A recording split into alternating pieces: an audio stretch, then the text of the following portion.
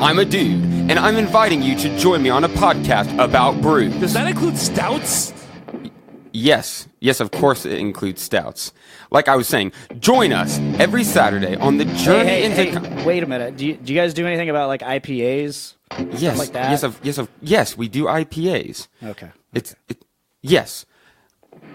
Anyway, join us on the Journey into Comics Network for Brews with Dudes. Whoa, hey, have you guys ever... Do you care if I bring some Zima on? Yes, I care if you bring Zima. Zima doesn't count. Zima's... Dr. Dongo. Anyway, join us every Saturday for a podcast that delves into the craft brew world. The following is a journey into comics. Journey into comics. It's a journey into comics. Journey into comics. Journey into comics. Journey into Comics. Network. Production. Hey, this is Josh Richmond, and you are listening to the Voice of Survival podcast, exclusively on the Journey into Comics Network.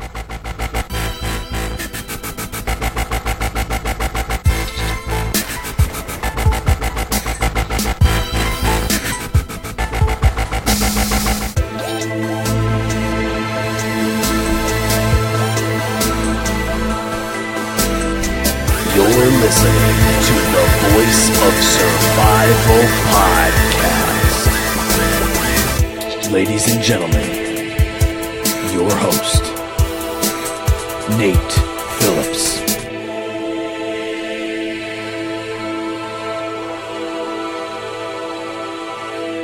Hey, ladies and gentlemen, welcome back to another episode of the Voice of Survival podcast, Season 2, Episode 12.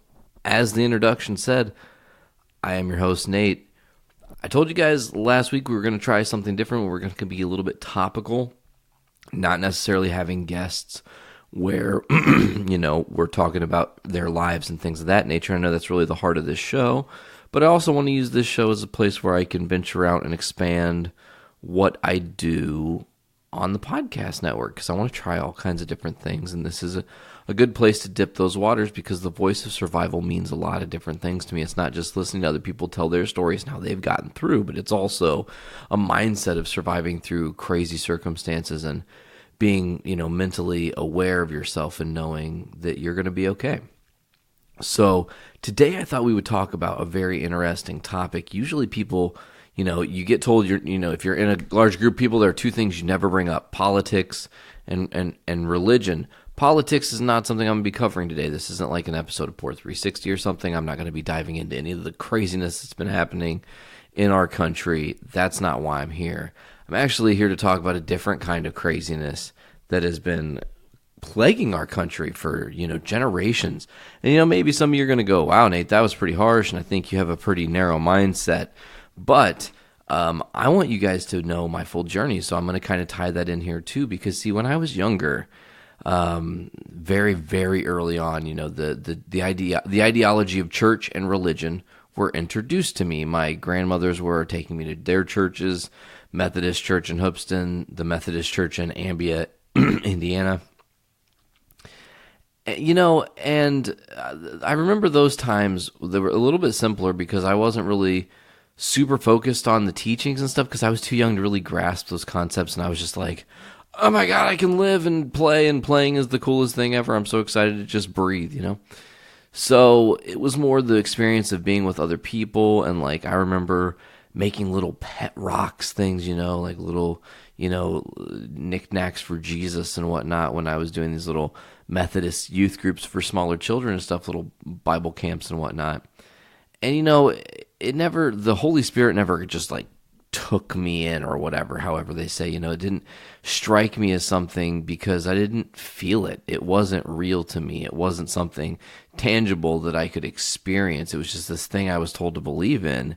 And I mean, the same could be said for Santa Claus. However, Santa Claus drops presents off, and that's quote unquote proof of his existence. So, the whole Jesus thing is man, do I feel it? Nah, I don't know. I'm not sure. So, growing up, I did go to a lot of different youth groups and things. I think that was a lot of ways for my parents to kind of dump me off and deal with their shit, because they were going through personal problems and whatnot and trying to get by. And so that was a good spot for me to be just away. And I made friends, lots of different friends from doing the Bible camp things and whatnot. But again, it wasn't really my thing. I didn't think I was never like a super quote unquote Jesus freak. And we're going to get into the whole path here and what deviated from what happened, why I feel this way, what I think ails our country, things of that nature is what we're really getting into. So, I got to probably like, I don't know, 12 or so, and there were some pretty girls that were in the youth group, and they were getting baptized, and of course, I wanted to get baptized, so I was like, oh yeah, I would love to be baptized. My little sister had just been born. They had baptized her. I thought, how cool and symbolic. I'll be baptized. We can be protected together or whatever. And then everything went to shit kind of not too long after that. I was baptized. Like a couple months later, my uncle was killed by a drunk driver. I had like the worst year of my life in 2001. And just like a really downward spiral of me as a 13-year-old kid, just learning how to kind of like live with that grief on his shoulders. And it was the first time I really questioned like the what? Hold on, wait, let's just 1 second. Let's take this back. You mean to tell me that there's a guy who supposedly created all of us, who is this ultimate good guy, but he's cool with crazy things like drunk drivers killing people unnecessarily and needlessly taking people away from their loved ones? It's a little bit off. I'm not really sure how to feel about that, and I really question, like, come on, man. Like, you're supposed to be this all-powerful being, and I'm going to also get into kind of my mental state for how I feel about, like, a higher being, okay? Because in my modern experience, in my adult life, I've experienced the flow of time in a different way, and what I mean by that is I just feel like, I've said it several times on several different podcasts, I do always feel like I'm in the right place at the right time, that everything lines up as it should. And that's been very bizarre, and it's also led me down some really cool paths. So it's like, do I feel like there's some sort of higher power pushing me to this? I don't think so, but I just feel like I'm so connected internally with the universe and the idea that we are just molecules and atoms, and that the ideology of religion in itself is something that's man-made. So I'm 13. I feel like God smites me, and he just, he kills my uncle, and a lot of bad shit happens in 2001, and I'm just like rocked to my fucking core, questioning my existence, questioning who I am. I quickly turned to music, and that kind of became a thing, and I was like playing bass and music, and then when I became like 15, turning into 16, I met this girl, Lindsay, and she was my first like long-term relationship. We dated for almost 1 year. Oh my God, some of you guys are like, almost 1 year. It's crazy. Anyway, so not to dog on my younger self. So we dated, and here's the thing. Her family had a little bit of a different path. And she had a mom and a dad who were together, but had been through so much, it seemed like they probably should have been divorced. Like there was just always a tension when they were together, And they tried to play it cool and be nice, but you could just always feel tension in the air, like something was brewing, okay? And, she had a sister, and she had a brother, and her brother was autistic, and they went to this, like, New Bethel church, and that church was really different to me because it seemed like the new cool hip place. That they seemed very inclusive. They had this, like, youth group type thing that was like a jam area, and you could bring your video game systems, or you could do, pretty much whatever you wanted. There was an area where you could go play basketball, or you'd hang outside and have little rap battles, or just run around playing tag with people, or having intimate conversations with your girlfriend across the street, And it was like a little coffee shop too, and it had this like feel, and there was an energy in that building, and it was a different time and a different place, But all those things considered, when you went to the church side of the same people, you started seeing really weird shit. And it was the shit that, like, listen, I am all for the idea of the someone feels so energized by the thought of the Holy Spirit that they work themselves up into this higher energy. But when you're smacking people in their heads and throwing people down to the ground and telling them that they've been saved and their problems have been fixed, like, as a young adult, I started to take notice of this like weirdness. So one specific example, we were at some sort of Christmas thing, and they had this big service. We were all there. They called up my girlfriend's mom to the front and did this like whole thing, and they were like, what do you want to make right? Like, what do you want to do with God? Like, how do you want God to help you? And she was like, I want my son to be able to talk. Like, he's so autistic he can't speak, so he's like in a really rough spot. He's nonverbal, and he's like, okay, as I commanded, and he smacked her, and she fucking flops to the ground like wrestling style, like sold it hardcore, okay? And it was like this, and the people are crying, and they're like so moved, and she goes back, and he was like, I promise you that in so-and-so time, like very, very short time, like 2 weeks or something, that he'll be healed. And it wasn't fucking true. It didn't happen. And all this whole family wanted was for this kid to fucking speak to them. That's it. Because this little bundle of energy and light, and he just can't put it all together, So that was my real like, whoa, awakening. And then things got darker. Me and that girl split up, and that's when I like fully was like, okay, I need to be done with the idea of church. I lived a couple years, with no church in my life whatsoever. I wasn't going to youth groups. I wasn't doing any of those things. I was just being me. I was focused on music. I was in my band, and that's what it was about, And then during that time, my drummer Mason, I think it was probably right when we started the band, I would say, he was like, oh, we should go to this like ICYM or some shit. And we went to this fucking thing, and there was song and dance and all this crazy experience. And it was really strange because I had this literal experience where all these people who I was around were very filthy, very vulgar, I'm not trying to be judgy, but just not what you would expect in quote unquote churchgoers. And then they would just succumb to it. And then as soon as they were away from the churchy stuff, it was almost like an act they had to play for someone else. And I don't know who the people they were impressing, but it was very bizarre to me and did not make me feel right at all. And then it's so crazy because I learned that around the same time that I was doing this, Sarah, who I met only a few short years later, was most likely in the same location around the same time. We could have possibly ran into each other. We didn't, of course. And I wouldn't have known back then, obviously.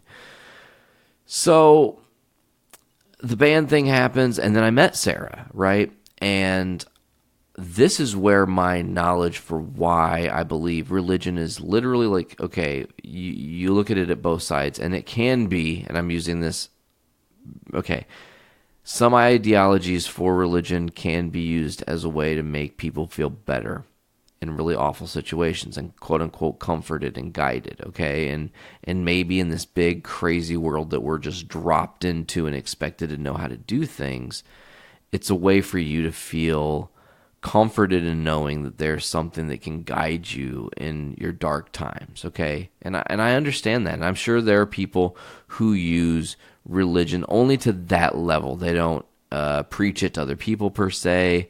They don't become judgy and cruel. They're not trying to convert everyone to be like them. Like, there's a lot of toxic Christianity happening in our society, and that's what I'm actually going to get into now. So, and I don't want to really bring out all of the things bad that happened to Sarah and her situation, but episode 1 of The Voice Survival in the very first season, she does talk about it a little bit and talk about that, she was kind of like put into a cult by way of being in a youth group that got shifted into that, where their youth minister was using the people that were there as minions to do his bidding, and there were crazy things, man. She was witnessing, she was going to Mexico, risking her life to witness to people in Mexico, and not like the resort area of Mexico, like Cancun shit, but like the fucking slums, man. Witnessing to turn these Mexican people who were living in their own traumas and crazy fucking way of life, having to be, have some fucking entitled rich white kids fucking tell them how they need Jesus. Like, fuck you. Who are you? You don't know my struggle, right? So all these crazy things that Sarah had to endure, and then the fallout from that. And the fallout from that has been much bigger because I mean, there are anxieties and confidence issues and all sorts of things that have affected her that I live with and I witness her experience that are heartbreaking. And all for for what? For religion to give you some comfort? No, see, the problem is that religion creates this ideology of power, right? People who are at the religious forefront, your pastors, your ministers, your fathers, okay, all that shit, your cardinals, all those things, like, they all have a position of power, and they think that because they have a position of power, that what they decide is right is God's will. And that's fallible. Your ideology that you as a man can take this made-up creature, this creation, take his ideas and just bring them to through a filter and say this is how it's supposed to be, is stupid. Like, if God, listen to me, I want you to really think about this in a scientific level of, like, just break down the numbers. If there was one singular God, okay, put overcharge of this entire planet, and we are a lone planet, and he's just like playing with this fucking marble. I want you to really think about this for a second. He would have to be every place, everywhere, every time. Well, he's omnipotent. Well, no, but come on now, really? And answering everyone's prayers? Like, there are tragedies. There are school shootings where children are murdered just for existing in schools by their disgruntled classmates or some crazed shooter. There's all sorts of fucking awful violence that happens in our world. All kinds of tragedy. And that is what your God creates, is his will. His will is this dark, evil image. I don't think so. I don't think that if there was truly a power of light, there would be any darkness. Like, that's just, if there is pure unrequited light, there cannot be darkness. That's just the scale, right? So, dealing in Sarah's traumas, looking at my past, I think about it, and it's just like, no, religion is not something I can be all in for. Now, like I said, is there a cosmic being guiding me? No, but I do feel like I'm always arriving as I'm supposed to. Like, things are always playing out as they were always intended to play out, regardless of what moves I was going to make. Guided to moments in time that are locked, and I've seen these moments in my past and just not realized they were coming to my present. It's very strange, but I don't believe that I would pray to a deity or any of those things, because I think that ideology too becomes very, very taxing. The idea that you have to worship and repent and to praise something for it to protect you. Like, the universe brought me to life, okay? Because we're all just energy bouncing around, and our energy intentions set, if you set your intentions for a certain thing to happen and you actually see it through and believe that it can 100% happen, it will. I'm learning that. on a day-to-day basis, and it's just insane to me. So, I'm now, and let's be honest. Let's see. I was about probably 17 officially when I started saying that I no longer had religion as something that I found true. So I'm like 15 years without religion, which is just under half my life. So I'm, just right around half my life I've been without it, and I notice no difference. I notice that when something happens in the world, I don't look at a deity angrily and go, well, why did this happen? There is no why. Things happen, and you just you must deal with them. The struggle of life is dealing with life. And if you don't have the will, then you roll over. You call it a day. You say, that's it. That's good enough. That's all I had. That's my best. That's all I could put in. That was my 100% or my 30%, whatever it is. So, I think that you look at religion as a whole, and I think every religion says it strives for peace. If you look at every religion at its base core has some form of idea of peace, of ultimate peace, of everyone getting along with everyone, right? The issue, the big, gigantic, humongous issue is that if all these people are so peaceful, why has peace not been achieved? And I think that's because there are people who have altruistic reasons. Again, like cardinals and priests and people of power. They get a little ounce of power and they think that because they feel that power and they feel that quote-unquote spirit running through them, that their decisions are correct, that their moves that they want to make are the right moves always, and that they're infallible of mistakes.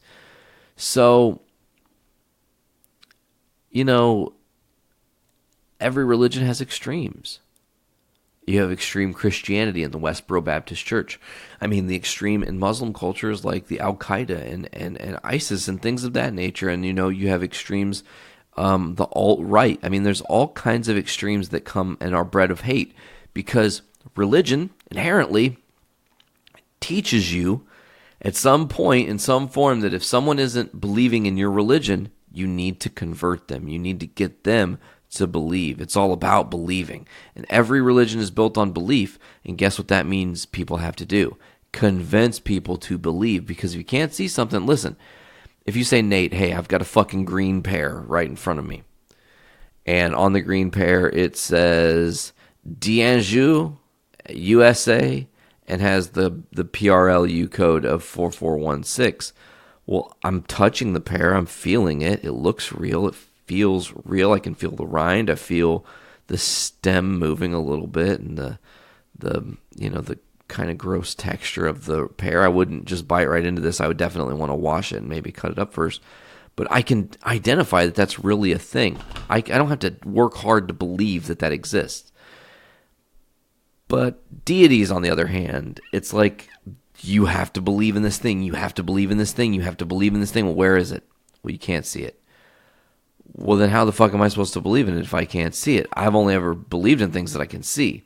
Well, this one time I'm going to need you to trust me. But every other time, it's this way. And science would tell me that if you're telling me that this one time there's an exception to the rule, it's probably not an exception to the rule. It's probably hogwash, So you look at all these religions and, again, I'm not going to lie. I think that good in theory, bad in practice, I see Catholicism is another one, and I'm gonna offend some people here, and I'm sorry in advance for the people who I know are on the network who are Catholic. Please forgive me for what I'm about to say, but this is my honest belief. This is not based on the people that are a part of this network. This is my experience predating any of you even being a part of my life, okay? But growing up, I had several friends who were Catholic. I actually had a stepfather who also was Catholic, and here's what I learned from Catholicism. Do whatever the fuck you want. If you want to literally, under Catholicism, and I'm not telling you to actually do this, listen to me right now, don't do anything that I'm saying, and this is just hypotheticals based on how Catholicism works, because I'm telling you that you absolutely can do this if you're a Catholic. You could go out and just start punching everybody you walk up to in the face. Or you could walk up and, pull your wiener out and just wave it around at people. As long as you go to church the next day, you go into your little tiny booth, forgive me, Father, for I have sinned, blah, blah, blah, admit your sins, admit your guilt.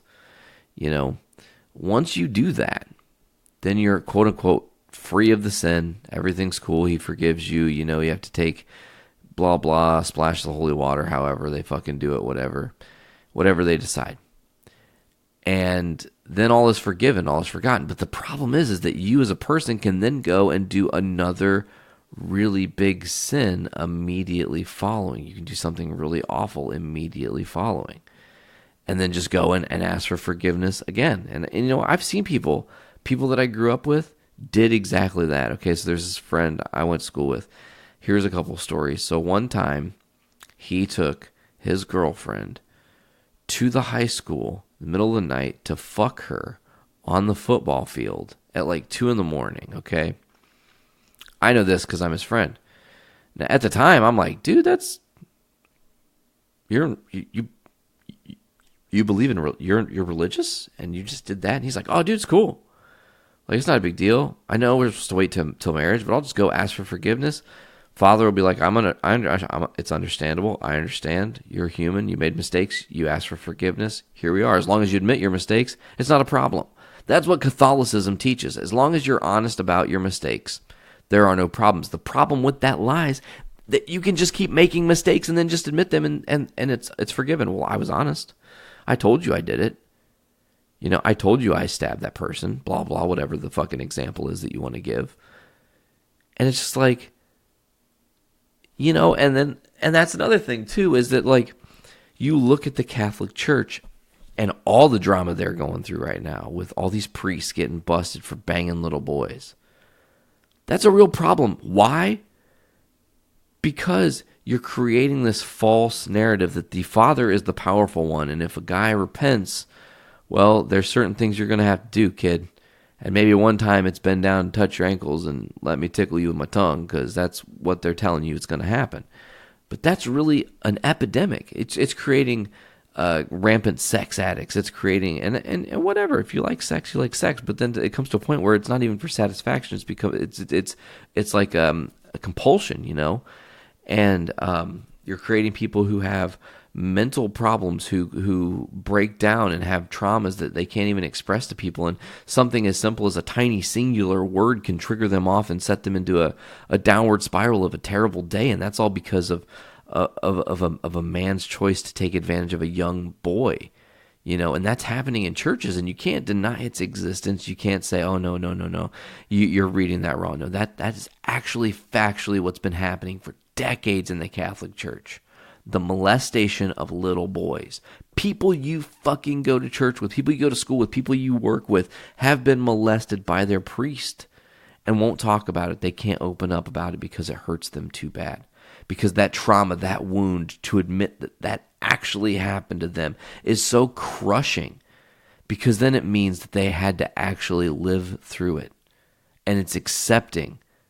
And that's the hard part. It's them accepting that trauma is real. And it's awful, and you look at, and then you look at like the Westboro Baptist Church. Like they're another great example of extreme religion and how religion is just honestly off the fucking rails, right? So their thing is, it's almost a twofold game, because really for them it's not just about like condemning people and saying God hates fags and all this stuff.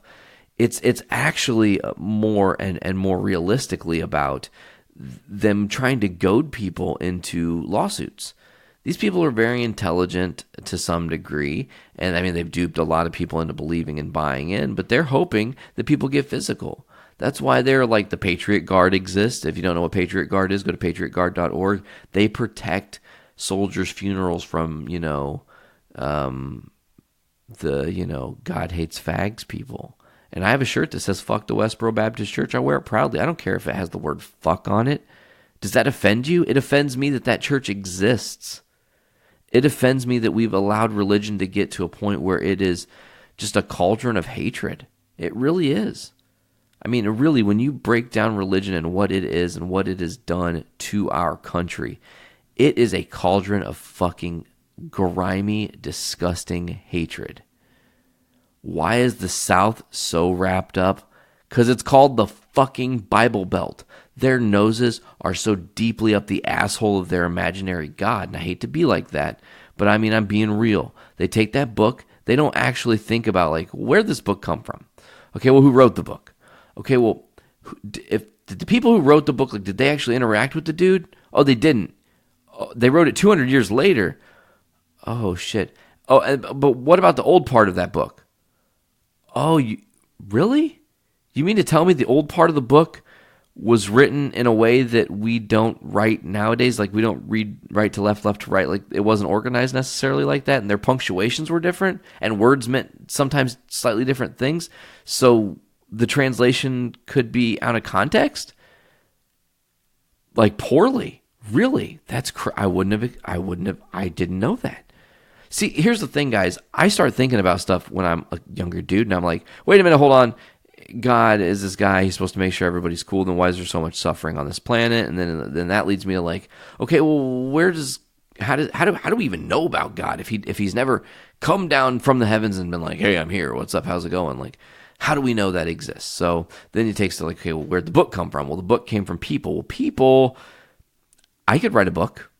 Right now, I could write a book and bury it in the fucking ground and make it look super ancient and then dig it up and be like, I found the ancient Aramaic text of Dhammakamado, or some crazy shit, and then like say all this crazy shit that I'm this new religion and holy shit, here it is.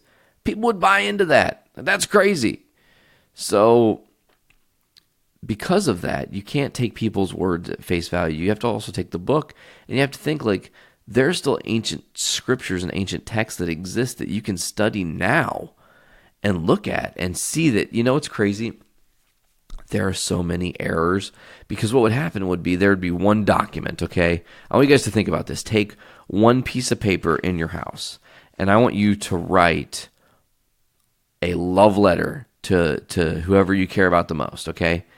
I want you to then ask them to quickly read it and translate it back and write it out really, really fast, and then give that note to someone else to do the same thing over and over and over and over and over and over and over again. And that's how the scriptures were passed down and deciphered through time, okay? So with that being said, there are so many mistakes, so many incredible errors that lie within those ancient scriptures because they're not original prints. They're copies of copies of copies of copies, So the copies of copies of copies of copies happens, and we've got this book now. We've got the King James edition. We've got all these other editions. We've got the Mormons, all these different, and I'm just talking about, more or less American religions. And then you look about like, well, there are also religions that believe there are multiple gods with an S, and that's kind of like more plausible, right? There wouldn't just be one dude who's like, I reign supreme and I'm the only one. Like, what wouldn't it be like a council of dudes? Like, haven't we always grown up with there being a council of, like, sure, there's a head dude, but there's always a council of dudes or dudettes that like surround the head dude to make sure he's making the right decisions. So with that being said, like, you look at it and you're like, okay, well, what happened to the multiple God ideologies? Like, why aren't there more multiple God religions that still exist? And, it's the idea that I feel like it was way back in the Roman times, before Christ, they converted everybody to believing there was only one true sun god or something of that nature. And here we are, now, instead of it being polytheism, we've got monotheism, and you're focusing on the idea that there's one deity that protects you and protects your kind. And it's like, what people don't understand is when you quote unquote pray, you're setting the intention of the universe. Hey, universe. Hey, energy that's out there. Take care of the people that I love. Take care of the people that are surrounding me. Make sure that we're safe through dark passage. Make sure we get through the dark times together and bond stronger instead of breaking. That's setting good intention, but that isn't, you don't have to pray to do that. You don't have to, it doesn't, I think people think it's silly to just say like there's a universe and that there's a higher energy that's just pulsating through us all. We're all ones and zeros and ones when you break it down. We're all mathematical equations, and our atomic level and our subatomic levels are, all made up of the same shit, just varies. And it's like virtual reality. You look around, you're like, wow, like I'm here. I can see my hand. I can move. I can smash my fucking finger. I did that actually recently. So, you just look at all these different things that religions have done. It's driven people apart. It really has. It's driven people to hate. And, sure, you can say prayer circles, prayer chains, and all these things. But here's the truth, folks. And this is something I want to really drive home. I don't care who you are. I don't care what you're doing right now. I don't care where you're at. You are a sinner according to those books. You are a fucking mongrel in other cultures. You are filth. Because we are all just people. And we all just do our thing to the best of our ability.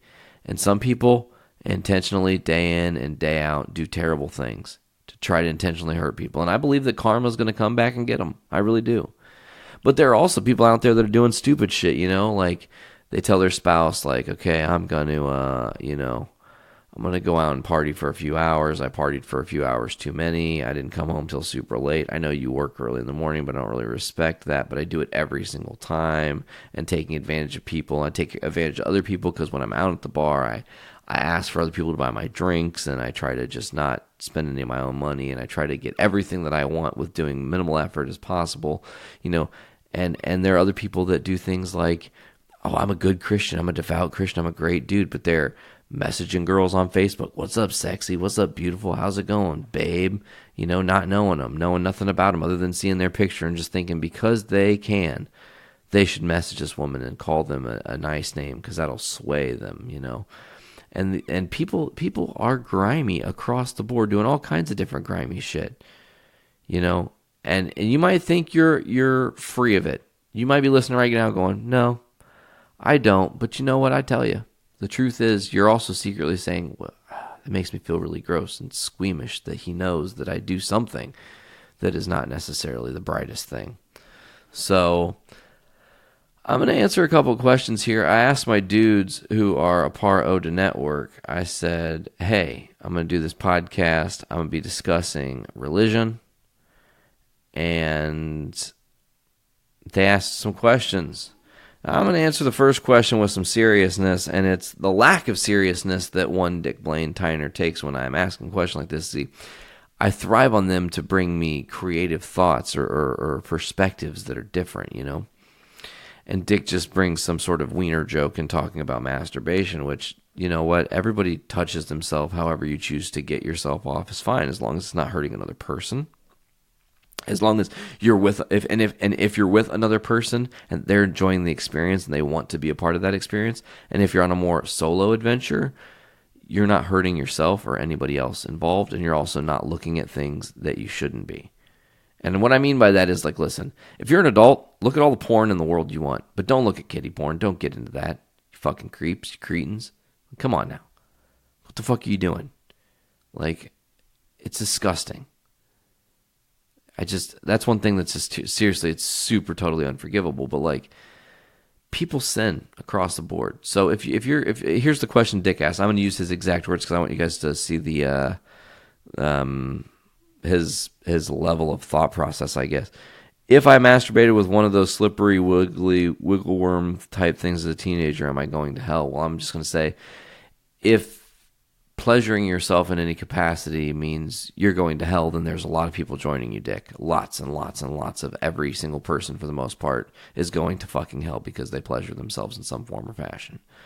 Now, on to a question that has actually some substance and got some stank on it. AP from Poor Rapport says, or Poor 360 says, you speak a lot about how you dislike organized religion. Do you think if religion leads you to good morals that it's fine? And you know what? And I covered this a little bit earlier in our talk, is like, you know, yes, I do think that if you are just using it as like a slight moral compass, but you're not being a biblical warrior trying to spit truth when you don't even know, like, listen, know what you know. And if you know that it makes you feel good to believe in that, that's fine. But ask yourself, how long are you going to lie before you look into why we've never seen any real proof of any of these things we've been fucking coached with our whole lives. It's like this. Here's what I honestly believe. Let me break it down like this. Example. Ollie sometimes can be a little bit of a shithead because kids are shitheads. Just be real. That's how it is. 5 years old, almost 6, still figuring your brain out. Don't know how to like elaborate or say everything you want to say. You know, you kind of get a little bit worked up and don't know how to get your words out. And you could be a real train wreck, you know. But, you know, with Ollie, if he does something bad or does something really shittily, I mean, I can just say a few words and get his attention of like, oh, I should stop fucking around. And it's like, do I need to call Santa? Because if I call Santa Claus, no toys, no good times. He knows there's consequences, right? It's actions to consequences. So I'm using a fictional character to teach morals of actions have consequences. Okay, I want you guys to remember that. So replace Santa with Jesus. What's different? Nothing. Replace Jesus with the tooth fairy. What's different? Not a lot. Replace Jesus with the Easter bunny, or the tooth fairy with the Easter bunny. Doesn't really change a lot. Again, it's trying to teach good morals and trying to say, look, if you do good in the world, good will come of it. If you do bad of the world, bad will come of it. You know? And I think that, sure, good moral value is solid. Having a good moral code is brilliant. And I think that is actually why the Bible was written. We need a moral code or there will be anarchy on this planet. People will eat each other alive. It will always be dog eat dog. And if there's no buffer, if there's no, hey, you'll burn in a pit of fucking fire, because how painful does that sound? You know? And another thing that's crazy is like you look at the idea of hell. Okay, I want you guys to think about this. The idea of hell doesn't exist if it isn't for Dante's Inferno. That's real. Dante's Inferno creates the ideology of hell that even is a thing. So hell to Christians at one point wasn't even a thing. If there was a God and he had all these reasons for doing things the way he did, and sends his only begotten son to fucking perish on earth and give his life and fucking get hung by the cross and most likely get pegged by the Romans while he was hanging on that cross because they were sexual deviants. Don't you think he would have maybe said something about like, hey, you should tell people that if they fuck up, they'll go to hell? That wasn't in the teaching. That was never mentioned when you talk when you hear the if you read the words that are allegedly the words of Jesus himself speaking in these fucking instances, like it's never like, hey dudes, do what I'm fucking saying or you're going to hell. It's always like, be kind to each other, be well with each other, love each other, good morals, good values, being a good person. And sure, it's a great jumpstart for a moral standard, but what I really think is, I think that religion should be taught as fables. And then I think that children should be allowed, once they are, 14, 15, they should literally be allowed to take some sort of class that teaches them about how religion is alternately not entirely factual, and say, decide for yourself. Do you want to continue to believe? It's your choice. Or do you want to believe in the possibility that it's not necessarily what everybody's cracking it up to be? And that this is how we taught you. This is why we taught you. Because, see, you're a good person now. You're not an asshole necessarily. Because, of course, because, see, then there's the problem, too, is that you look at some of these religious families, they go to church every Sunday, every fucking Wednesday for their fucking whatever, Passover and shit and all these other things. And like, or they go for youth groups and all these things. Like, they're always bump, Bible thumping, God. But then you put someone who has an alternate lifestyle or different belief value in front of them, and they become evil, and they say things like, you cocksucker, God's gonna fucking rape you in the ass. Whoa! What? Are we talking about the same dude right now? Are we talking about the same thing? Like, love and light? What? Did you just tell me that your God was gonna fuck my ass? Really? Like, come on, dude. Are you really saying that to me right now? Like, people do that. I've seen it. I've seen people get crazed or say evil things about how you're dressing, or you fucking demons and blah, blah, all this evil shit, man. Christians are the worst type of people. I mean, really. I'm just going to be honest. Oh, and then like, to take it way back to earlier when I was talking about that girlfriend that had the mom that got smacked in the head about her autistic son. Like, they believed Harry Potter was evil and satanic. And I was supposed to read that shit. And I was like, fuck you. I'm reading my book and I'm bringing it. And I don't care if you think it's weird. I'm bringing my fucking book. And Lord of the Rings is cool as shit too. And admittedly it was. Those things are cool. Those things are really cool. But I think that religion is like the Constitution of the United States of America. For the time it was written, great idea, great purpose. Use it as a way to help control your people, keep them sane, keep them from murdering each other. Consequences, there are things worse than rotting in a prison cell. There are things worse than dying. How do you get people to fear death? There's something past death. Oh shit, well then I don't want to fucking do that or go to hell. That'd be awful. So I just feel like now you look at it and it has to be redone. The idea of religion could be so much cooler if it was more like we all believe that we are all an equal energy of some sort. because we all are created. We're all here standing. We can all speak to each other and communicate and put our hand up or down or be in the same building and experience the same kind of energies together. And we can talk about how we live our lives and try to be more altruistic and be more positive and, do things like earlier today, my friend stopped by. You know what I did for him? I just gave him a toy. I was like, here, man, you've got a friend who's got a kid who's really into Ninja Turtles. I know, you told me about it. I'm going to just give this to you. Give it to him. In good faith. Like, no reason. I don't want anything back for it. I don't want him to do anything for me. It was just like, hey, pass this light out to someone else so their day can be made. Someone else can have this joy just drop in their lap. Because how cool is that? To just be living your life and have some unexpected joy drop in your lap. There's nothing greater. Honestly.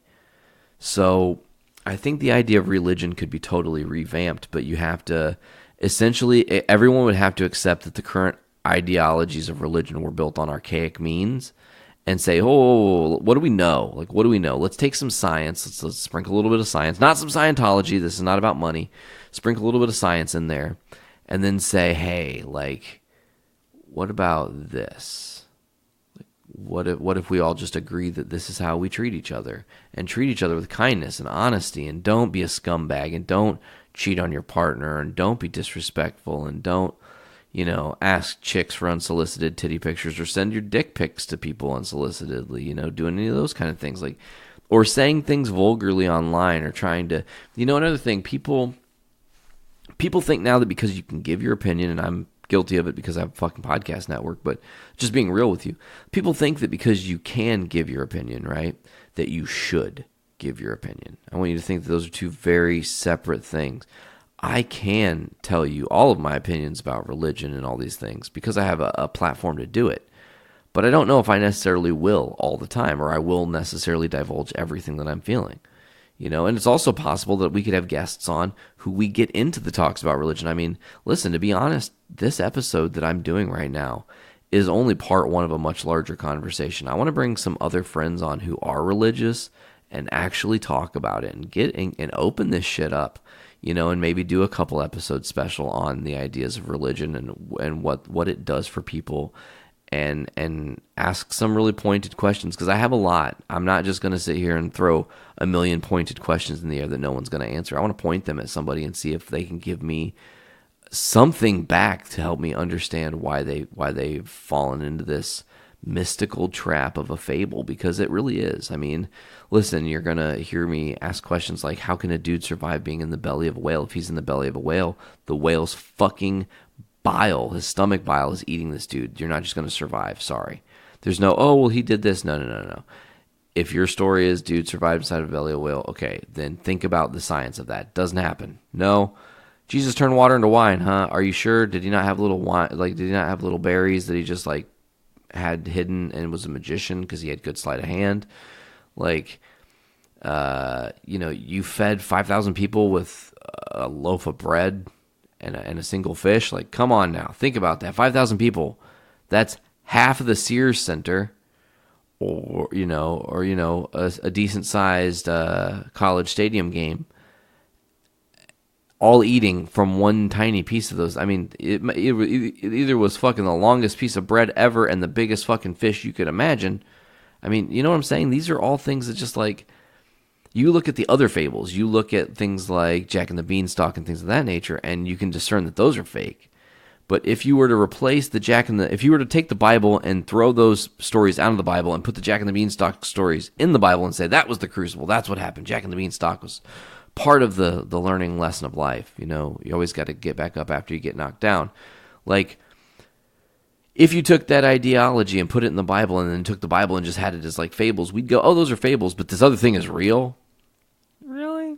Come on, man. Like, think about it. So, today when you're driving home or you're, listening in the office or doing whatever you're doing today, I want you to look up a guy specifically who gave me a lot of insight. And I found him because of an employer who I actually agreed with his opinion of religion. It was very strange. We didn't really see eye to eye on anything else, not on politics, not on worldviews or culture or anything like that. But when it came to religion, we definitely saw that people were getting, the wool pulled over their eyes, and look up Bart B-A-R-T, D, the letter D, Ehrman, and that's E-H-R-M-A-N, okay?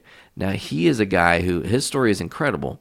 He went to all the major Christian colleges and got his degree to become a priest. And he would have people when he first got his first church that would come up and ask these really pointed questions. He's like, I don't really know how to answer that. Like, that's hard. Like, maybe I need to study the ancient text. So then he went back to fucking Yale and Harvard to be able to read the dead language of Latin and whatnot, and the written old school transcripts and stuff. And then he went and studied the actual text. And as soon as he starts studying, he's like, oh shit, we've been wrong this whole time.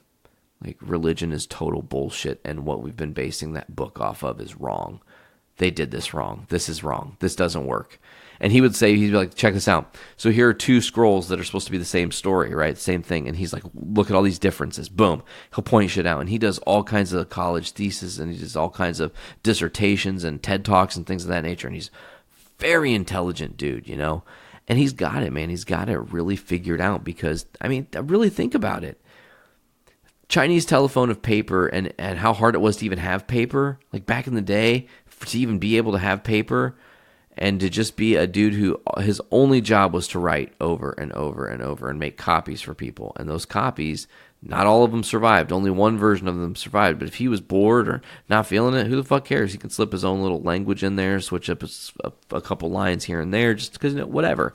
And you can tell that actually happened. So you look at the idea of how the Bible was written, it's like, come on now. And then you look at the megachurch thing and that whole phenomenon of like people believe in tithing and I'm going to give 10% of my earnings back to the church. The church is going to give me things and help me out. That's not working. It really isn't. Churches are getting bigger and bigger and bigger and bigger. Congregations are filling up. People are getting poorer and poorer and poorer. The churches are getting richer and richer and richer. Your Joel Osteens, your Jimmy Swaggarts are flying around in jets, living lavish lifestyles, being able to go to the, you know, wherever the fuck they want to and travel the world and have all kinds of crazy vacation experiences and do whatever they want. And because they're head of a quote-unquote megachurch and they're spreading their quote-unquote gospel and being an entertainer, more than anything, they're not just selling God to the people. They're entertaining people along the way too, and that's what made them well known, you know. But those people are all criminals. They're crooks. They're taking people's money willingly. They know it. They know there are people that walk up to them and they go, "Pastor, you know, I just tithed my 10%. It was most of the last of my paycheck, and we're gonna have a rough couple days here before my next paycheck comes in, but we're gonna be all right. We're gonna take care of it. We're gonna be fine." And and the pastor will be like, "Well, if you need anything, come to us, son, and we'll help you out." And of course, the church is there superficially, but that person should not be put in that situation because they're giving their money to the church first and then being impoverished. That's crazy to me. So I also want to talk about a little bit about how I was recently ordained as an ordained minister, and I did Dick's wedding. And that was cool because I didn't have to do a religious wedding, and I want to specialize in non-religious weddings. So if you're listening to this and you don't want to have a religious wedding, find me because we can make something special. We can make things nice. We can make the ceremony beautiful. But religion doesn't have to seep into everything. And then, see, that's another problem is religion is seeped into church and state, and it is in church, but the entanglement with state. You have things like, example, before 1959, I pledge allegiance to the flag of the United States of America and to the republic for which it stands, one nation, indivisible, with liberty and justice for all. That's it. But then, all of a sudden, one nation, ... under God. But that's a false pretense because all the people that live in North America don't believe in your quote-unquote one singular God. There's all kinds of religions because we're a melting pot country. People from all different backgrounds. So you're lording over the ideology of God on the thing that people have to pay their bills with? That's gross, And in God we trust on all the money. In God we trust, It's very strange because when you look at it, it's like religion is all around, but religion has failed. Because if religion was successful, I think a lot of things that the religious people want would happen. I think we wouldn't have as many freedoms. I believe that people who, maybe believe in certain different things or different lifestyles would be gone or not non-existent, as it were, in some form or fashion, converted, if you will. But I just think that, when you look at the whole game of religion, it is a failed state. And I do encourage you, if you're listening to this episode, to go do your own research about religion. Look outside of just Christianity. Look at, other people's opinions. Listen to Bart D. Ehrman. Don't just go to your pastor and be like, hey, man, I listen to this fucking dude's podcast. I know you're probably not going to say fucking to your pastor, but maybe you're cool with him. I don't know how that works.